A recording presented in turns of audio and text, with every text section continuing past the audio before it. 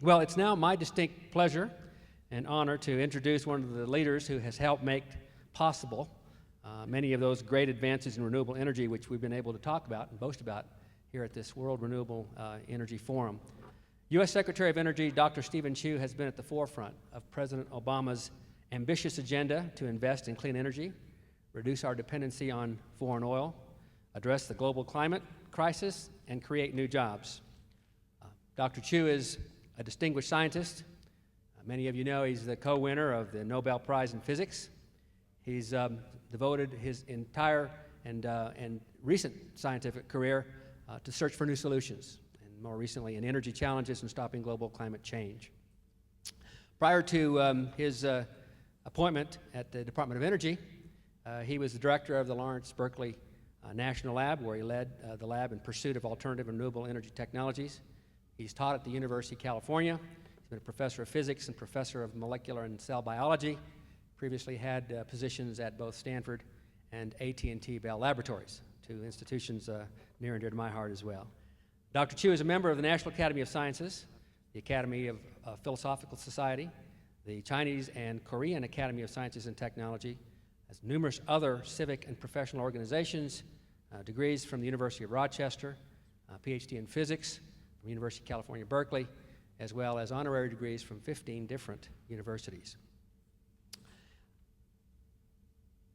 Under Secretary Chu's leadership, he was able to bring to NREL, in fact, many new resources that we have needed and have helped us build out our new research facilities and allowed us to fulfill a dream that we've long had to build a sustainable campus of the future. And for that one fact alone, we will always be grateful. So it is with great pleasure and certainly a privilege, Stephen, to have you here in Colorado. Thank you for coming, sir. The Honorable Stephen Chu.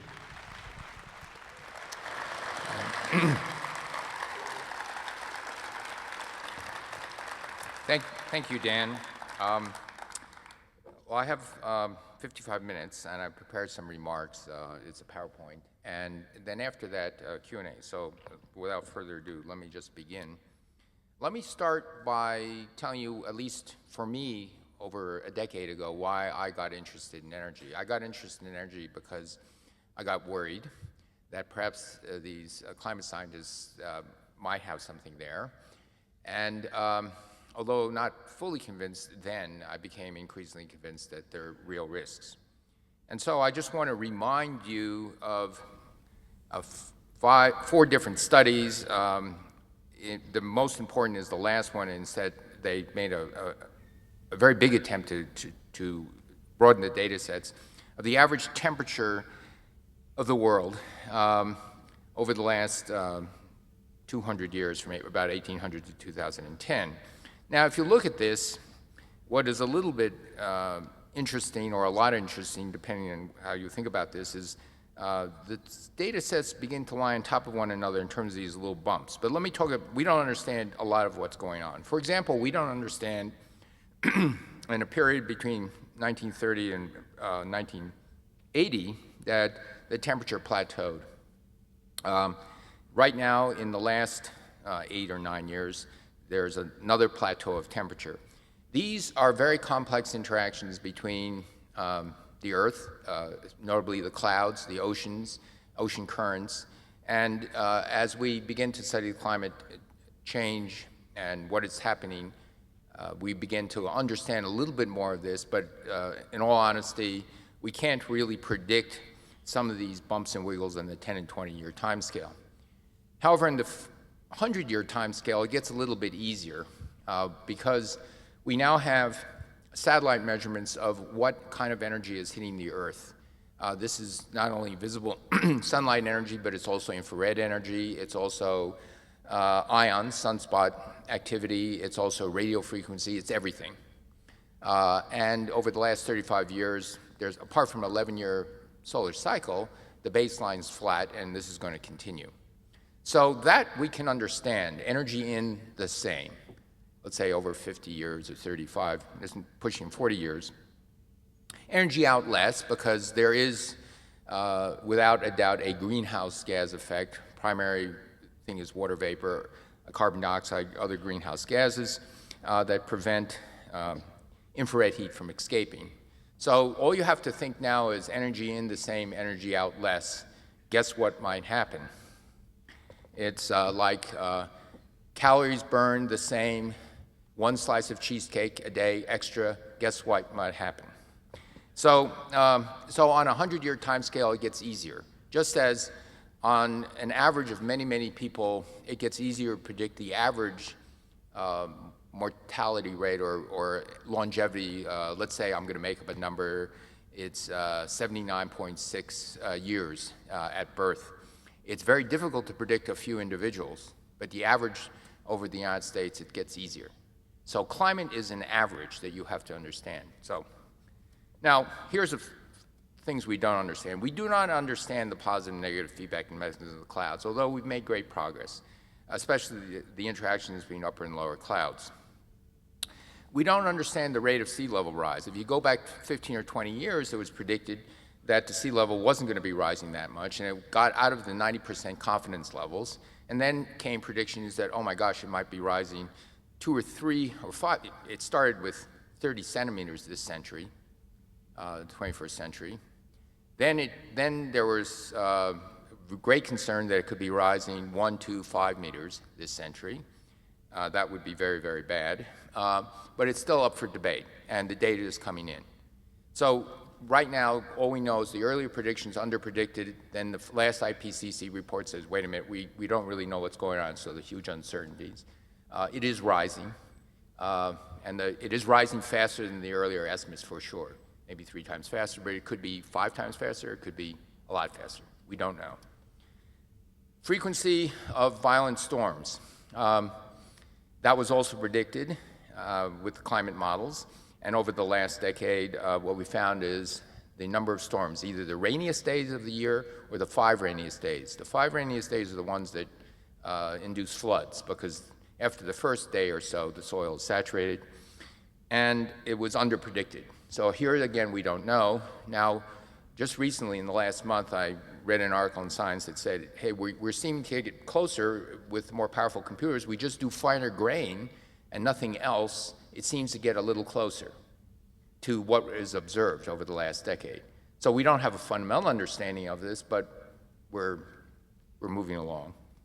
And then finally, there's, if those who know about climate change, if you look in the past 800,000 years, there are periods of spikes of warming followed by low cooling, back to an ice age, spike of warming, low cooling, growing evidence that in those, some of those warmer spikes, which are only a little bit hotter than us, large parts of all of Greenland and part of Antarctica melted. Again, it's research, it's not nailed down completely, but a little growing concern that that might happen.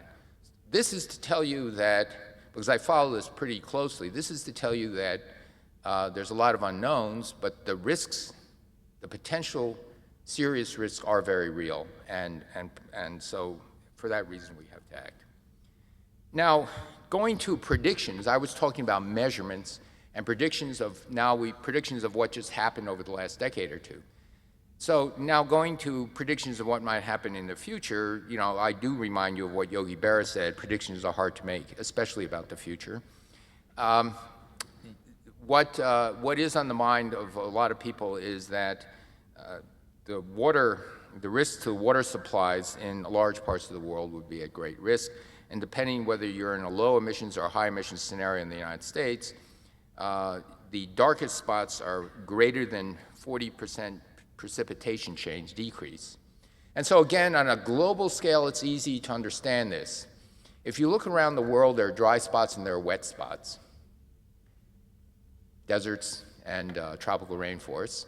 And water evaporates. Now, the water rate of evaporation, of course, is globally determined by temperature. The warmer the world, warmer the certain parts of the world, the faster water evaporates. But the water doesn't redistribute evenly. That's why there are wet spots and dry spots. And so, again, in a very, very global, rough sense, and this is borne out by detailed climate models, it appears as though the wet spots get wetter and the dry spots get drier. Because when you don't have, let's say, summer rains or late spring rains and you have higher temperatures, then the water evaporates faster and it dries out. And when you have tropical rains and there's more moisture in there, there are more rains. So again, in a very global average sense, not the details that the climate scientists are working with, it's easy to understand why that trend may be so. And again, that does seem to be, at least the early signs seem to be, that's occurring. But this is very dangerous because all of Western United States would be at risk.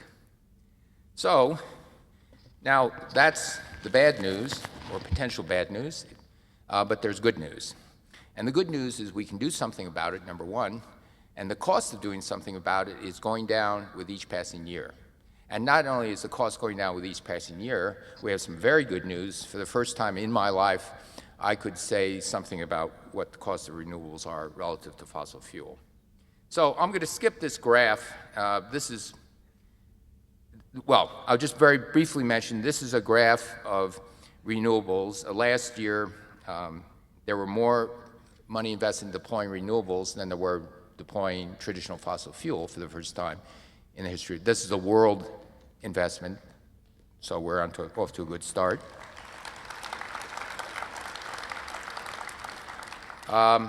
And this is a projection of how it might divide up between wind, solar, offshore wind, things of that nature.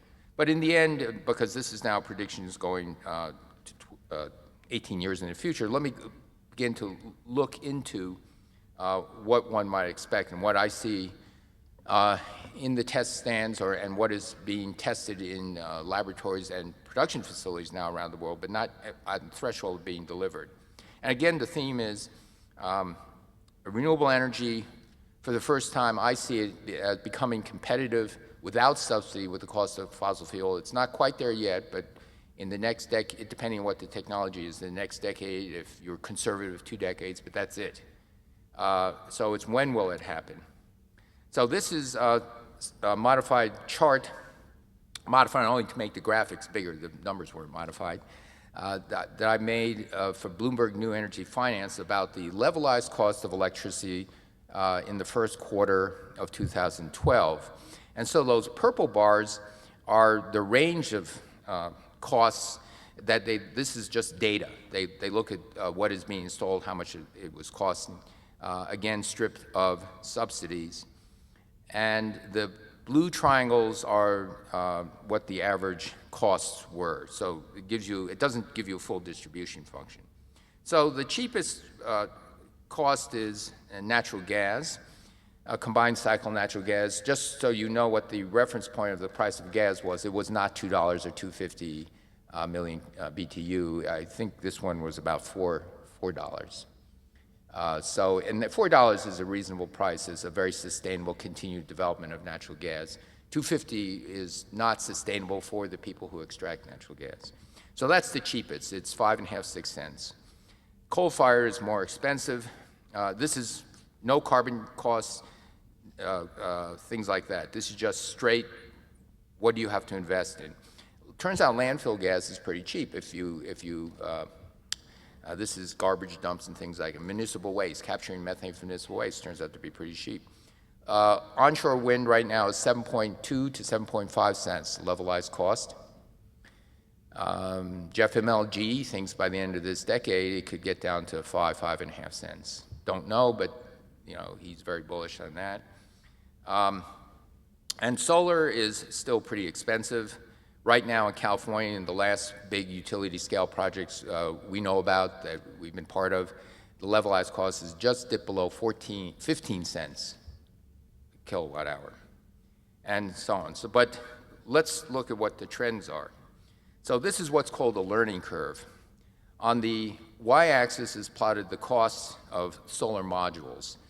And on the x-axis is how much is actually delivered to the field. And what happens in many industries, if you produce X amount, the cost is at a certain time. Then you double the production, double the number shipped.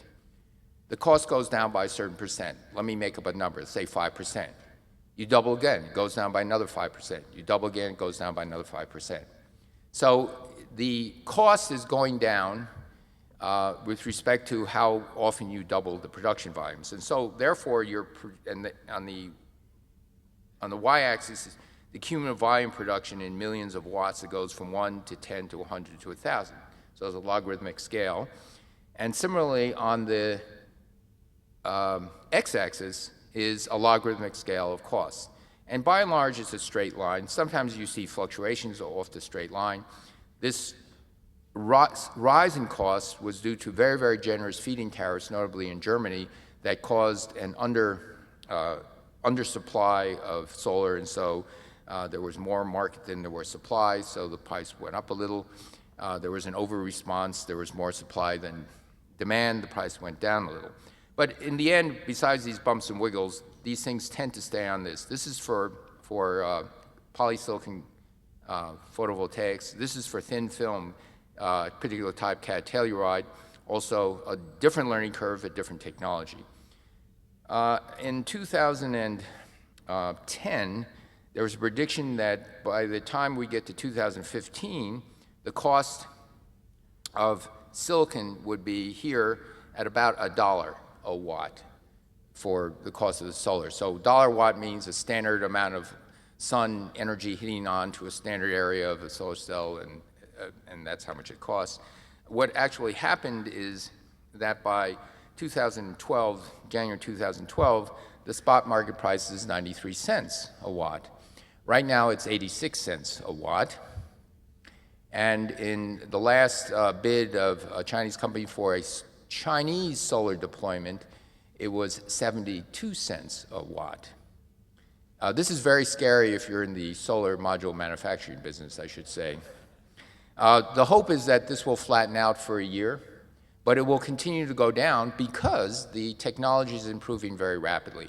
The thin film technology is, right now it's about 12%, but within a year or two, at least 2 companies I know of will be producing, mass producing, 14.5% cat telluride.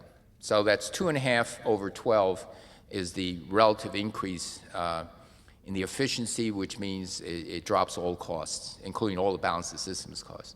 Polysilicon is now about 16.5% efficient, but there's some new technologies that might get it closer to crystalline silicon. We don't know, and that would be 20+%.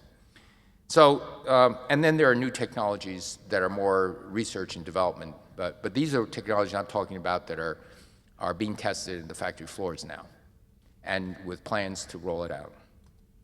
I love this chart because this is for residential PV, and it shows a bunch of companies. This is, again, from Bloomberg, and this is Michael Liebrick's slides. And it shows a bunch of countries, and on the x-axis, it's the location of the more to the right of the axis you go, the sunnier the place is. And on the y-axis, it's the cost of electricity in that country. For example, Denmark has very high cost of electricity, about 38 cents per kilowatt hour. Germany has 33 cents. Saudi Arabia has about 2 cents a kilowatt hour, and so on and so forth. So this line here, this blue line, is the cost of utility scale solar. So the sunnier the location you are, you get more watts of sunlight hitting you, and there so the electricity is cheaper, but the comparison is how much does it cost for all the other sources. And when you're above that blue line, you become cheaper without subsidy. So I want to draw your attention to this little dot. It's called Hawaii. It's about 26 cents a kilowatt hour. Remarkably, they're only just beginning to realize that solar is a good thing, in a place where you generate electricity by burning diesel. That's why it's 26 cents a kilowatt hour. But this is what the price was in 2010. This is what the price is in 2011. This is historical. Now you see Italy and Spain have just dipped below that. That becomes good. 2012, Australia is now dipped below that, so then it can flip into this mode of, oh, all of a sudden it says cheaper, cheaper. By 2013, Brazil is flipped in and California is on the cusp. This is residential, all right? The utility scale California is already less than 15 cents levelized cost per kilowatt hour. So if you're doing tens of megawatts, you're already cheaper. But this is on a rooftop, on a warehouse top. And so and these are the projections that Bloomberg New Energy Finance is making: 2015, 2016, 2017, 2018, 2019, and so on. And what you see is a lot of the world flipping into the positive, which is very comforting. All right, and it's not so far away, 2025. But in the United States, we have a sunshine goal where we hope to decrease the full all-in costs of utility-scale solar. That's the module, plus the land use, plus the permitting, plus the installation, and everything else, levelized over the cost of the project and the term of the project and the degradation of the photovoltaics. We have a goal to get it to $1 a watt, 50 cents for the module, 50 cents for everything else. That gives you a levelized cost of about 6.25 cents. So that's pretty aggressive, 2020, and so we can debate whether it's going to be 2020 or 2024 or something. I would be shocked if it was 2030. Again, very good news. But there's more that needs to be done. Now, the President has been very aggressive about pushing clean energy because it's an economic opportunity for the world, and we feel that not only will we be installing these types of renewable energy, wind, solar, other types, we would also be we would like to be making these things, and we would like to be at the forefront of the new development of these new technologies. We, in fact, are, but there are some hurdles that I can talk about. We are in the forefront in the sense that, in many instances, we are driving the next generation technology. This is just a graph of what our sunshine goals on Department of Energy. 2004, the levelized cost was of the fully installed system utility scale was $8. By 2010, it was a little bit under $4, and we'd like by 2020 to get it to be $1. The module cost, as I told you before, is now at 80, 90 cents, so we're way ahead of that schedule, so it's like we didn't even have to do anything. But we are pushing very hard on the balance of system now, which can also be reduced and must be reduced. So in the balance of system, if you can get the efficiency up, let's say of thin film, now 12%, if you can get it up to 18, 20%, you're there. Because the balance of system is the same inverters, the same everything, but everything else just became cheaper. And so a very aggressive program to get new forms of solar to much higher efficiencies. But we're also working on the electronics, on the way you install things like that. And then the module cost, this is in 2010, the module cost was about $1.70, and now it's 86 cents. From 2010 to the beginning mid-2012, and so the prices are still going down. What else do we need? Well, we need a modern transmission that you've heard in the previous speaker. We do need a modern transmission distribution system. If you've ever looked at this report on the San Diego blackout, it was pretty scary. It's a very short report. I recommend it. One major transmission line goes down. It then feeds the electricity to other lines. It instantly overloads another line because this was a hot summer day, and it goes down. None of the operators in these sections knew what everyone was doing. And so the method of communication is you get on the phone and ask, and then you get on the phone and say, oh, what should we do? Maybe I should send you more power. This is today, 2012. That's what we still do. So it would be very nice to have a modern system where the people in those control rooms knew in the whole area what's happening, because as we use more and more and stress more and more our transmission distribution system, we at least need automatic means of telling us what is happening around us in the surrounding power parts of the community. What we'd like to do in power electronics is go from these very big, bulky, heavyweight, expensive, these are either converters or inverters, going from low voltage AC to high voltage AC, or the reverse, high voltage to low voltage, or going from DC to AC. We are sponsoring research and development on what are called high bandgap semiconductor materials, and now we have, at least in the laboratory, a prototype transistor that can switch, believe it or not, a megawatt of power, one transistor, okay? So that you can control in solid state, and its switching frequency can be very high in the hundreds of kilohertz range. The size of the transformers goes roughly as the frequency, inversely as the frequency. That means you double the frequency, 60 hertz to 120 hertz, the size goes in half. You double again, it goes in half. So, so when you go from 60 hertz to 100 or 60 kilohertz, 1,000 times, you shrink dramatically in size and cost. We need the materials. We're developing those things. We're developing the electronics that enable you to switch that fast, also coming along very nicely. Storage, a very big deal, because as we need renewables, we'll need storage, not only big storage, like hydroelectric dams. We've got the hydroelectric dams we have. That's not going to increase that much, but certainly compressed air storage, or using the dams in cascades. So you have one dam and another dam. You can pump up, will raise the level 6 inches. That's not going to harm much, but that's pumps, what we call pump storage.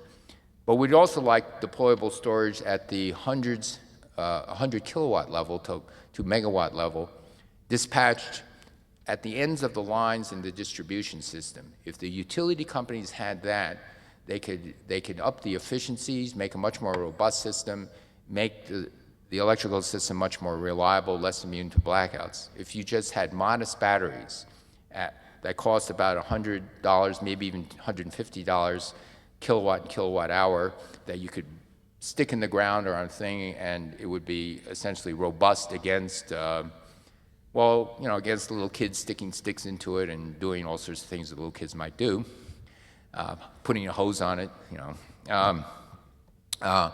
The good news is the technology is being developed, and we think we're going to get there. Right now, it costs about $300 to $400.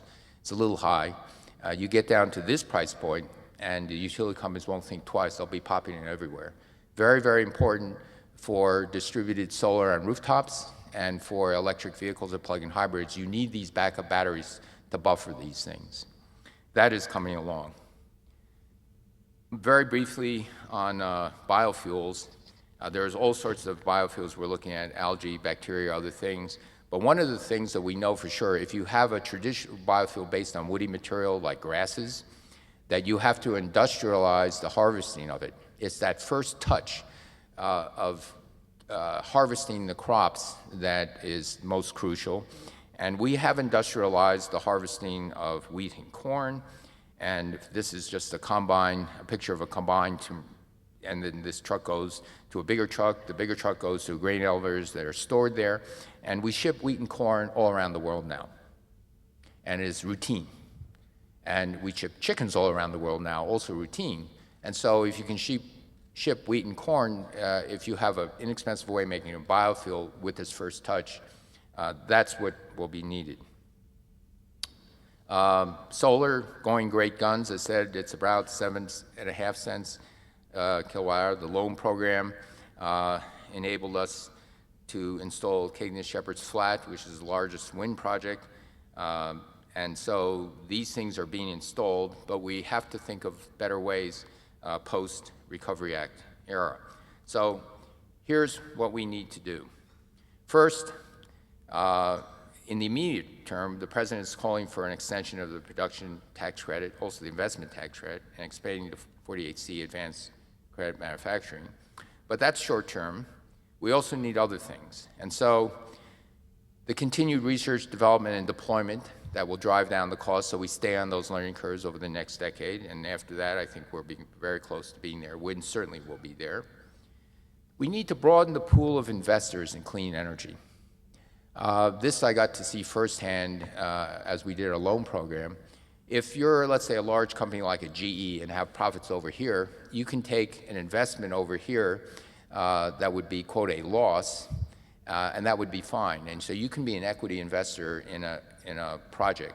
Now, these projects actually are relatively low risk. The solar and wind projects, on-land wind using a megawatt to 2 megawatt turbines is fairly well understood technology. You get a power purchase agreement that a major utility buys your thing over a 20, 25-year period at a certain rate.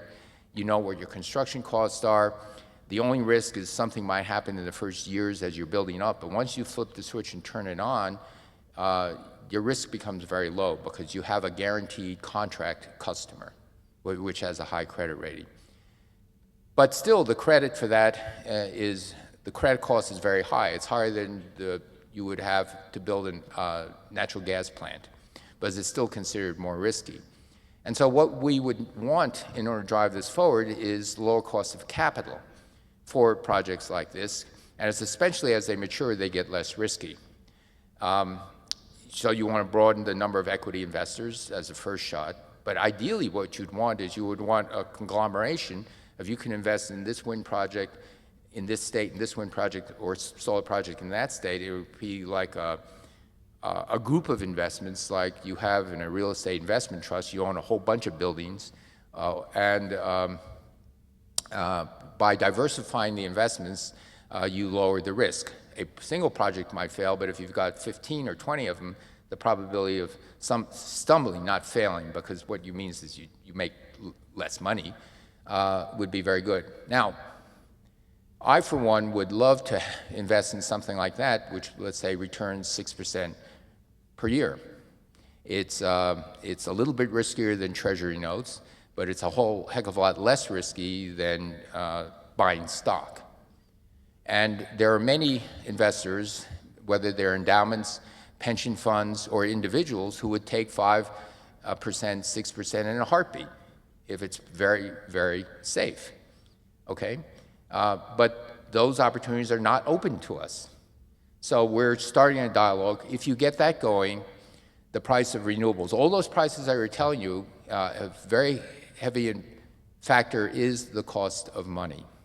Why? It's because if you think of a wind project and a solar project or other renewable, what's the cost of the fuel? Free. The sun is free, the wind is free. It's the cost of the equipment and the installation. So it's dominated by CapEx and installation costs. And so then it's dominated by the cost of money, which then has to have some net present value, 5, 6, 7%. So the cost of finance is crucial. If the cost of finance were as low as the cost of financing a natural gas plant, we'd be even that much closer. Okay? Very important. And then finally, we have to coordinate the renewables, which are variable, with a more sophisticated transmission and distribution system so that one can balance the energy flows automatically and then settle the score every month. We would want fossil fuel, especially natural gas, as a transition. Why especially natural gas? Because nowadays the newest natural gas turbines are built to go from 0 to 400 kilowatts in 10 or 20 minutes, from almost a dead cold start to 90%. So you no longer have to have what are called hot spinning reserves. You don't have to have the boiler hot on standby as your backup energy source. Because 20 minutes, 10 minutes for sure is all you really need with anemometers and gauges and things that look at clouds to balance the system. And very, very modest storage. So we need to coordinate those things. And again, the Department of Energy is just beginning to start discussions to see how we can do this. Because if we don't do this today, now, as the prices plunge, as pointed out by the previous speaker, what's going to happen is the technology is there, it's ready, but it can't be deployed because the system can't take it. At 5%, it's okay. At 20%, it matters. At 30 or 40, 50%, it really matters. And so we do have these technologies. Spain and Portugal have about 25% renewable time average, which means on a hot, windy day or night, you have over 50%, and they're only connected by a thin little sliver, the Iberian Peninsula, to the rest of Europe. So they're essentially kind of an island on their own. So they've managed to do this, and they don't do load shedding. So it is possible at least to go to 25%, but we think it's possible to go higher. Now, I'm going a little long, but I just want to give you one more thing. It has nothing to do with clean energy, but it has to do with a better way to use it. So I've got to say something about efficiency. And I'll take an example. In the olden days, refrigerators used to look like this. I even kind of remember them looking like this, show you how old I am. And they were very inefficient, and the efficiency started plunging as you went into the middle 70s. Why? Because there was an evolution that went to what are called frost-free refrigerators. So instead of having an ice box where there's this big hunk of ice in it, and every month or two you've got to warm it up and put hot tea kettles in there and chip away the ice, and I used to do that, not because I was a good son and was helping my parents, it's because the ice cream got slushy. So, so I would defrost these refrigerators that we had when I was a kid. Very, very ineffective, but also very efficient. And then in California, we had the first set of standards followed by national standards, and the efficiency just turned right around. So today, in 2011-12, we have refrigerators that are significantly larger in size from 1975. The average was about 16 cubic feet, 18. It's now 22 cubic feet. They're all frost-free, and yet today's modern refrigerators are more efficient, even though they blow hot air into the freezer to thaw it and then recool it. Those things are more efficient than these guys. Okay, so what happened to the cost? Well, people say, well, if you make higher efficiency, you're going to increase the cost. So we decided, we being Robert Van Bustrick, me, and others, decided to have a hard look at it, look at real data rather than talking about theory. And this is, oops, oh, this is room air conditioners and clothes washers. Refrigerators is the same as room air conditioners and clothes washers. So I erased that slide. I didn't realize what I was erasing. This is the levelized cost of the appliance.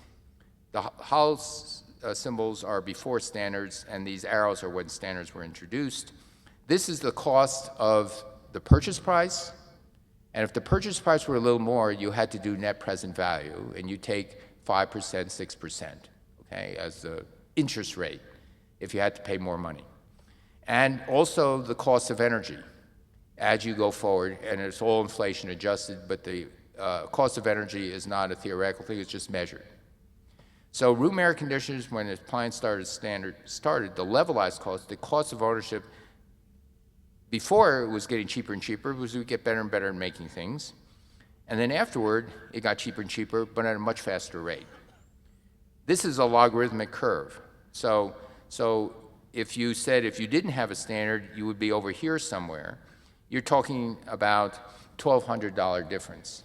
In refrigerators, it happens to be about $2,400 difference. Cost of ownership, 17-year refrigerator, is $2,400 cheaper to own today than it was in 1975. $2,400, not $240. A very big deal. What is surprising is in refrigerators, washers, dryers, we found that the first cost you thought would have stayed the same, or maybe the first cost would have risen a little bit, or the rate of decline wouldn't have been as right. It actually improved, and we don't really know why. It may be, and we can project maybe why. In refrigerators, if you make better insulation and a better designed compressor, you make a smaller compressor. The compressor is the most expensive part of the refrigerator. So if you challenge the engineers to make something more efficient, it's like a car. If you use cheaper, lighter weight materials, you'd need a smaller engine and drivetrain for the same performance. The engine's the most expensive part of the car. Well, it's certainly true in appliances that this seems to have been happening for refrigerators, room air conditioners, and clothes washers. The first price went down. So, go figure. So appliance standards actually drove the price down, drove the ownership price down, but it drove everything else down in a very surprising way. We're digesting that. We looked not only in the United States, we looked in Europe. Same trend. So appliance standards is a it's a better than free way of having your cake and eating it too. And so the same can be true of buildings if designed right, as with appliance standards. And so we should also remember that.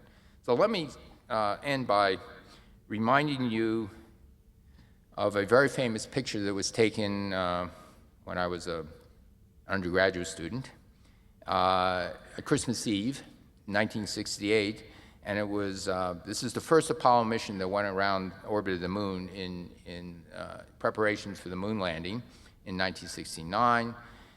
And it's called Earthrise. It shows a very bleak and desolate moon and a very warm, inviting Earth. And the astronaut, Bill Anders, who took the photograph, said, "We came all this way to explore the moon.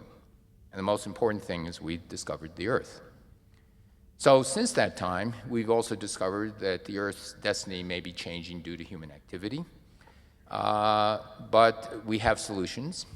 The solutions will be as economical as and we didn't know that in '68 that ever could possibly be, but it looks like it can be. And so, again, we can have our energy, but in a cleaner way. And so it's very important that we stay focused, not only in the United States, but the entire world. And finally, there's a huge market opportunity for developing these technologies and selling them around the world. And so in the end, we have to ask ourselves in the United States, do we want to be buyers or sellers of this? We're going to need it. It's going to be competitive. It's going to be what people want. And so I'd rather be sellers. So with that, I will stop and take your questions.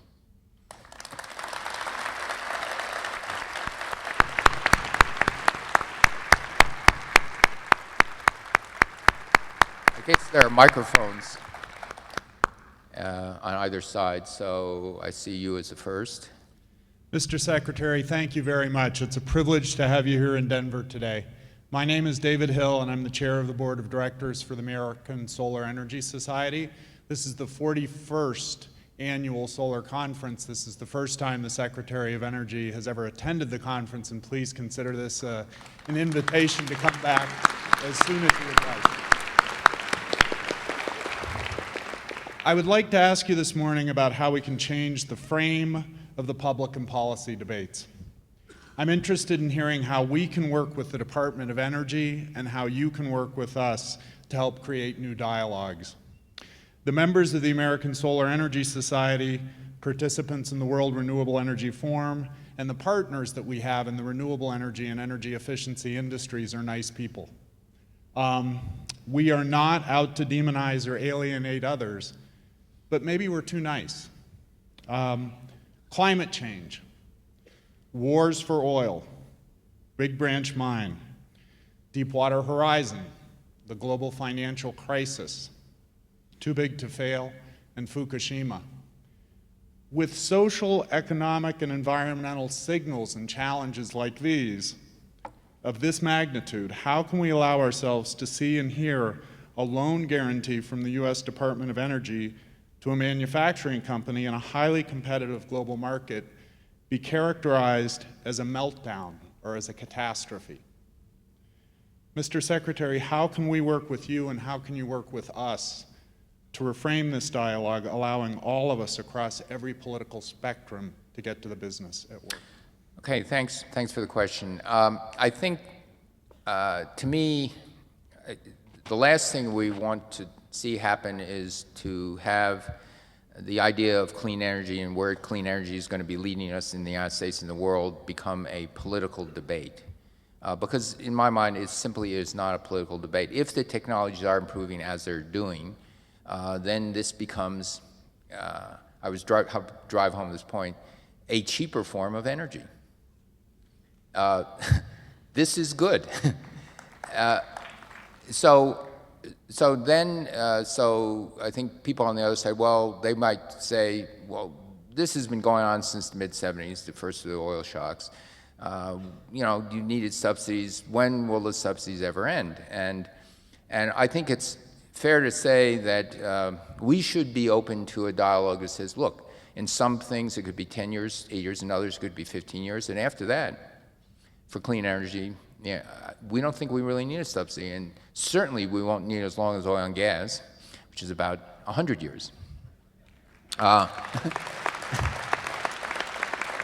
So it could even be a dialogue to say, let's take a view of this and begin to think of phasing out all energy subsidies after a period of time. There are certain newer technologies, always a new technology we have in the United States subsidized. That's just a fact. We subsidize airplanes by being first customers. We subsidize oil in order for them to improve their drilling methods, so on and so forth. And we have subsidized solar and wind, things of that nature. But with the technology going at the pace it's going, we don't really need that. And so let's enter into saying, the end is in sight. And for these more mature industries, you can ask, that's pretty profitable the way it is already. So I think, I'm guessing that maybe you say, this is not going to go on, we don't need it to go on forever. It needs a little bit more time, but it really is in sight. It's not the light at the distant end of a long tunnel, it's staring us in the face. So I think that's part of it. I think, in terms of the development, this is a system problem that has to be developed. The transmission, distribution, energy storage, that's a coordination problem. If we don't get proactive and start thinking about it now, we'll go to a certain rate and all of a sudden you'll find that some of this renewable energy is being wasted, wind blades being feathered, all sorts of things happening that you just don't want to happen. And so you've got to start thinking about this today in order to keep the efficiencies. Otherwise, the economics go south on you. So that's very important. But I go back to the economic opportunity that we really see this as an economic opportunity, not only to be deploying in the United States as a customer, but also to be manufacturing.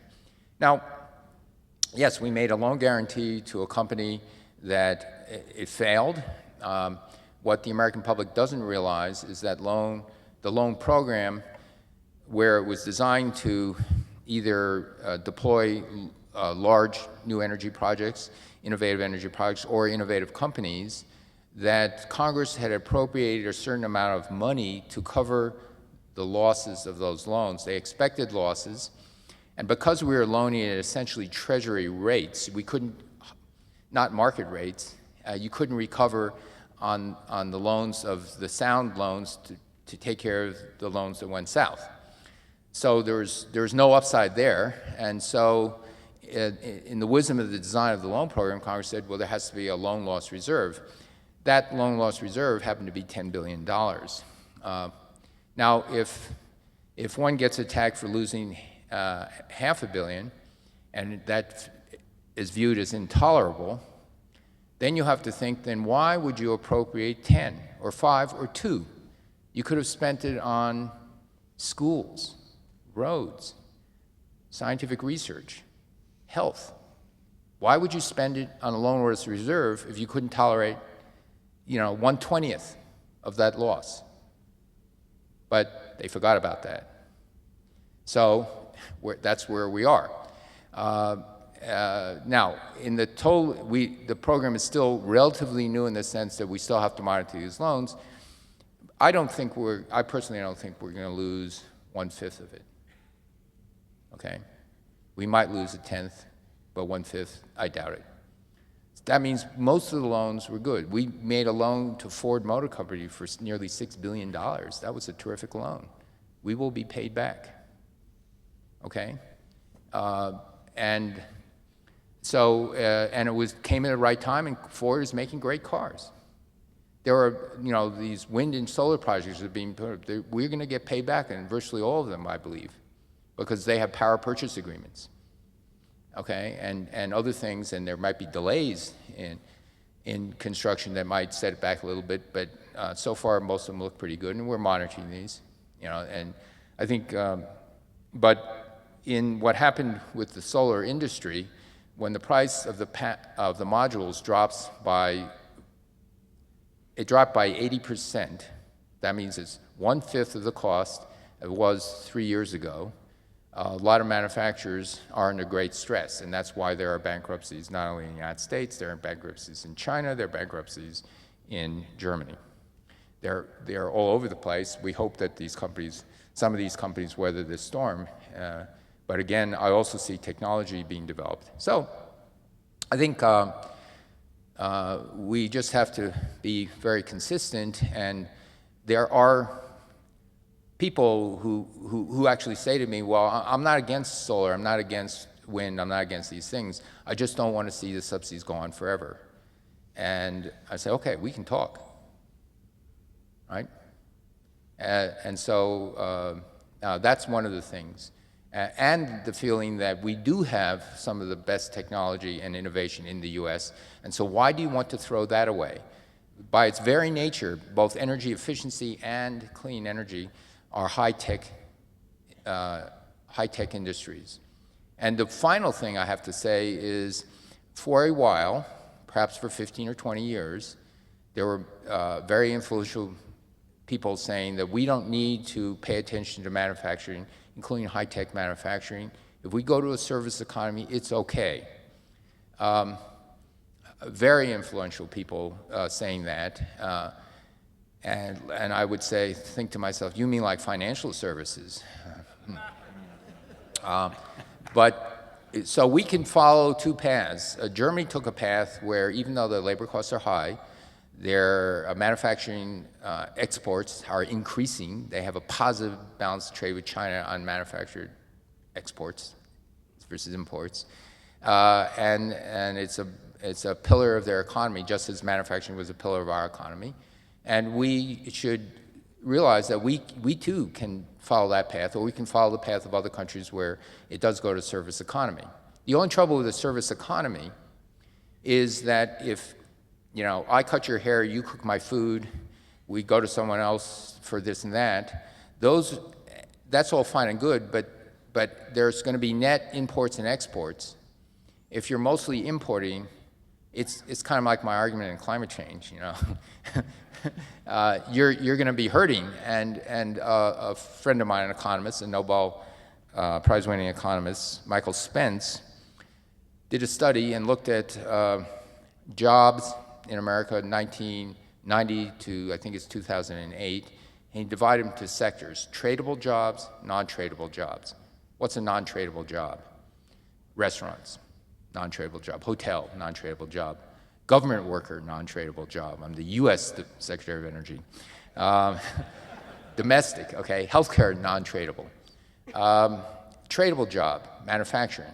Anything you can put on a boat and ship, or put on an airplane and ship, that includes agriculture, is now a lot tradable, but manufacturing goods, things of that nature. In that period of time, 1990 to 2008, we grew about 27 million jobs. If you did those growth sectors, it was all non-tradable. And anything we had to compete with, we lost jobs. Compete internationally, except one sector, and that sector was financial services. That was tradable. What we taught the rest of the world in 2007, 2008 was definitely tradable.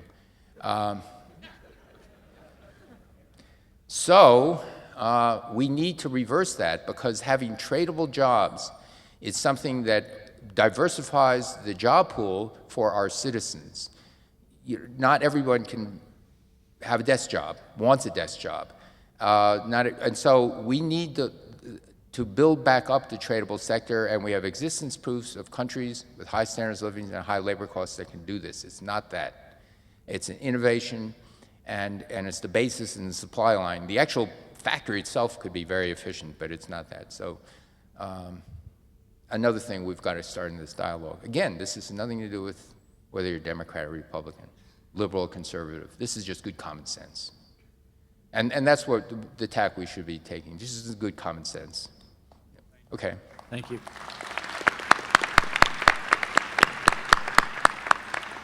Secretary, could you reiterate what David Hill said? Thank you very much for being here. You're amongst friends. We believe in energy efficiency and the appropriate renewable energies.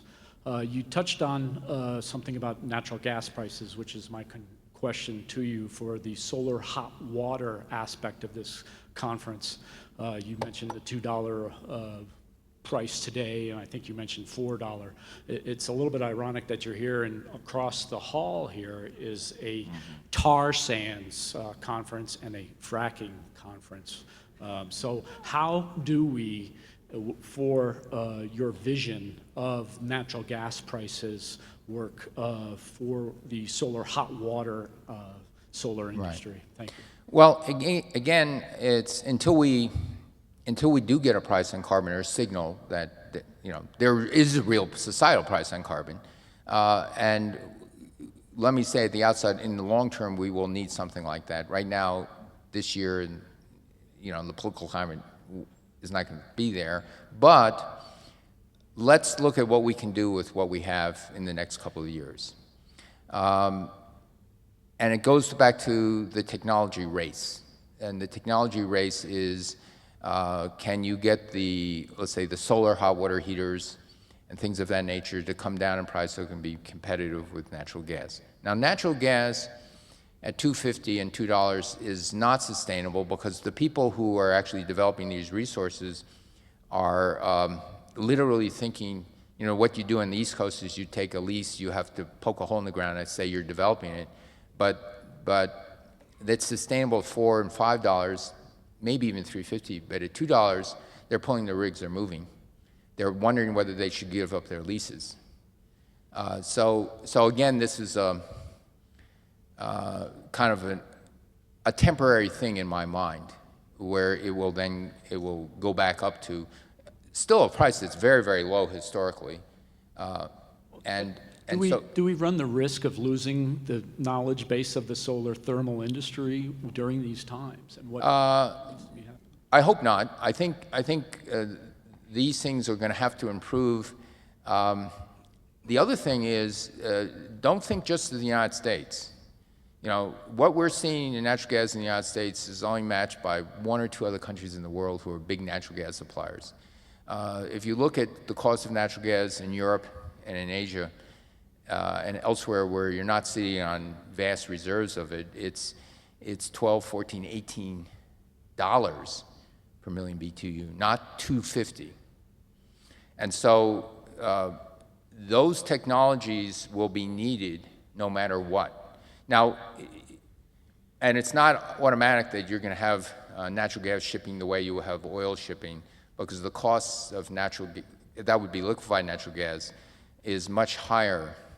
Just a moderate-sized liquefier would cost about $6 billion to build, and then the tankers are more money, and everything else is more money. So it's not clear that, oil is an international commodity. The ship transportation costs are a very small fraction. So it gets to be shipped everywhere, and then you get relatively uniform prices. Natural gas is not that way now, for sure. And stranded supplies go for dirt cheap. And so it's, but let me go back to the renewables. We're planning a course where these renewable costs will be competitive with natural gas at a cost which they can sustain continued development, right? That's the target, without subsidy. Natural gas shouldn't have subsidies either, by the way. And so that's, let me show another thing. Natural gas, oil, and pipelines conform entities called master limited partnerships. We'll have time for one more question. Okay, I'll make it very quick. These are master limited partnerships, are groups of investors, including private investors, can get together. The corporate entity is a very small fraction of it, so the investments go directly to the exploration, the pipeline, whatever. The entity doesn't pay income tax, corporate income tax, but the people who invest in it do, pay personal income tax. And that way, it's a better investment. It's a kind of lower cost investment.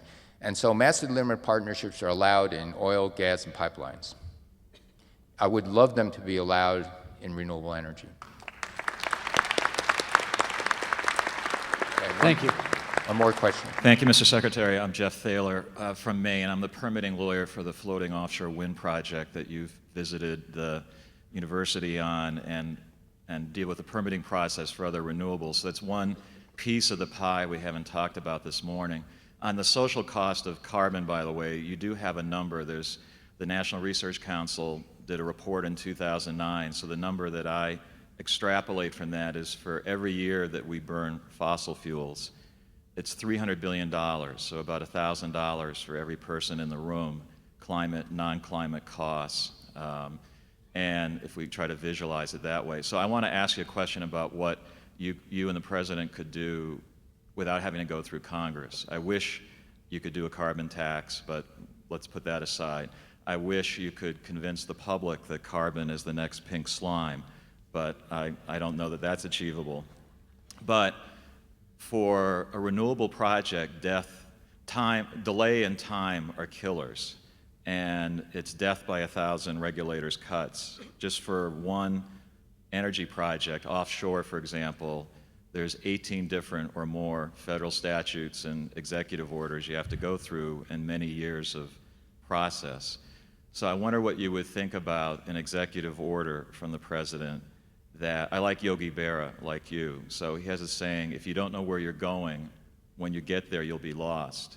And our regulatory process is like that. People lose sight of what the end goal is. So rather than have it tilted toward fossil fuels, which is where it's been for decades, if there was a way through an executive order to tilt it toward renewables and set hard deadlines so that NEPA reviews, EIS reviews, consults, permitting times, if they don't submit their consult by within 3 months, 4 months, whatever, they waive it.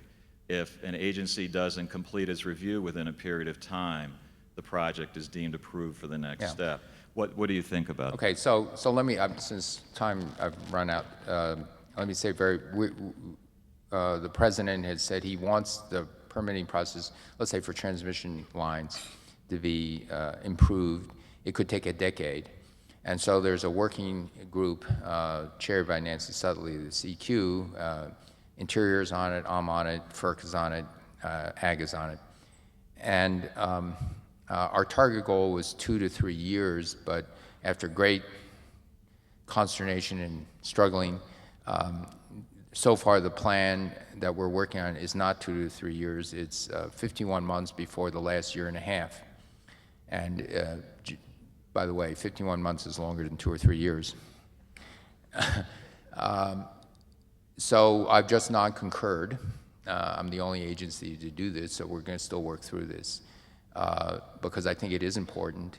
I think it's led what I would call, well-meaning people who are the local conservationists, the Fish and Wildlife guys who don't want transmission lines in their hunting grounds, or National Park Service who don't want them on, not national park. National parks are just, you don't go near anywhere close to those, but, federal lands. And so one has to figure this out because the utility scale renewables we have, the good news is there are people where there are not that many people, land is cheap. The bad news is where there are not many people. But I'd rather have our problem than Great Britain or Japan's problem where there are too many people and you can't put them anywhere. But we still have to work through that. So this is an ongoing debate and we're trying to work through that to get it on track, to do it in a thoughtful way, but not to have it be stalled for a decade or more. The federal lands, it's harder to put a transmission line on a federal land than it is in private land. And so we're trying to figure out how to get there. There are a whole bunch of other things like that that we are trying to work out quietly behind the scenes. But not, the agencies are broad and diverse. They have their own views and interests, and so we've got to try to figure out how to do this. But I think it can be done in 2 or 3 years, quite candidly, and still have time for discourse, have time for genuine objections and rerouting and all those other things. And the last thing you want are lines that are just put in to serve that time and not for growth, because then you can get, I'd say, strung with spaghetti of lines, which would be awful. But anyway, so we are working on those things. We're working on many other things. It's not always easy, but I think it's worth it. Again, the opportunities are enormous, the opportunities for the United States, for our economy, and of course for the world. All right, thank you.